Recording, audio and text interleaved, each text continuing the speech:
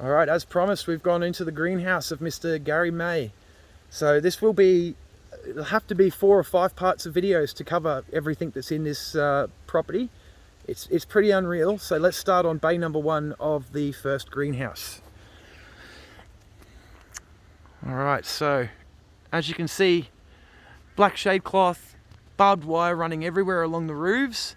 That's what Gary's used to stop them all getting blown around in the wind.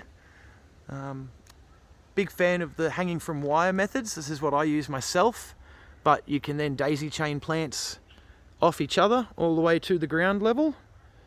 So you get lots and lots of usable space here. You've got a big Knobloch on your right there, just above you.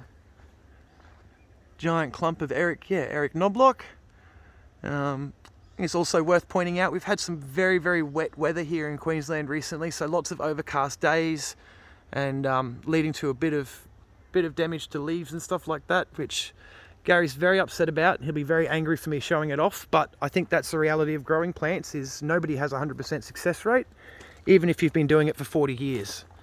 So moving the back here, we've got giant Tillandsia clump that's just sitting above my head there. Similar to a Streptocarpus, but very closed in cup-like leaves where they're rolled over rather than the big wide wavy leaves. You've got sticks with seedlings strewn all over them, so I think that's a Gardneri stick. Pseudo-Bailey, which looks like a crazy clump of tangled wires. Duradii, giant Duradii, beautiful condition. You don't see them everywhere. Now these are Gary's specialty. He particularly fell in love with Ionanthas and Ionantha fuegos, and so you'll see around the place there's lots of reds, and particularly lots of red Ionantha varieties. So we've got some different mounting methods here where the plant's displayed nicely on a little spot. Again, everywhere you look in Gary's place, there are baby plants, just air-strewn seeds, finding a way to survive and move on. In the back here we've got some more big bopping Duradii, a giant big fat Streptocarpus. Look at the roots coming out of that. So there's a bit of an experiment going on there. That bit of shade cloth was actually filled with fertilizer pellets and strapped below the plant, and it's pretty obvious that the plant has gone nuts and made the most of that. Very big and fat and healthy.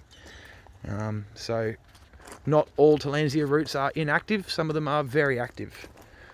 As we turn around, more beard everywhere.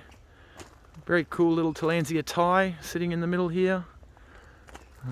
As we walk back over to the side wall, all different varieties of old man's beard, so something that not a lot of people know. There are many, many varieties. So this one here is a very fluffy, very large form. Right next door, you've got a very, very thin, wiry, smooth, That's the very one few with trichomes. That one's actually got pseudo split ends, so it looks like the stem has split, but it's actually one leaf it's come out and the other one is trapped, and it looks like 2 stems, but it's not. It's just a trick. Yep, so something like fenestration in other plants where you see the holes and stuff come up, but we'll do a little talk about that. I don't know if you can see on camera, but there are 2 individual strands there that make up this one plant. Anyway, we'll move on. As you can see outside, that's going to be a video all of its own, the outdoor side of the greenhouse. Tillandsia clumps galore. Some more giant clumps of plants around. So this is not something that's happened overnight. Gary's been doing this for a very long time, and hopefully over the next few videos we'll keep showcasing his work and some of the beautiful plants he grows here.